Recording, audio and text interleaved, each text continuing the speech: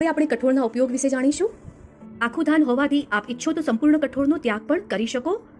આપ ઈચ્છો તો મગની છૂટ રાખી અને બાકીના કઠોળનો ત્યાગ પણ કરી શકો. તો હવે અહીંયા પ્રશ્ન એ થાય કે મગની છૂટ કેમ રાખવી? આપણો ધર્મ એ સાયન્સ બેઝ ધર્મ છે. પરમ ઉપકારી પ્રભુએ કઈ ઋતુમાં કયો ખોરાક ખાઈ શકાય, કયો ન ખાઈ શકાય, જેનાથી શરીર આપણું તંદુરસ્ત રહે, તેની ખૂબ સરસ વાતો કહેલી છે. ચોમાસામાં ભેજનું પ્રમાણ વધારે હોવાથી કઠોળ પ્રકૃતિથી શરીરને નુકસાન કરે છે. કઠોળ ખાવાથી ગેસ, અપચો જેવા રોગો થવાની સંભાવના વધુ રહે છે.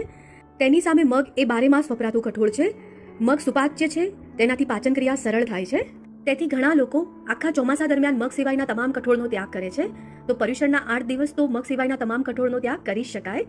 છતાં પણ ઘણા લોકોને મગ અનુકૂળ આવતા ન હોય અને બીજા બધા જ કઠોળ ત્યાગ કરવા શક્ય ન હોય, તો જે કઠોળ અનુકૂળ હોય તે કઠોળની છૂટ રાખીને બાકીના કઠોળનો ત્યાગ કરવો.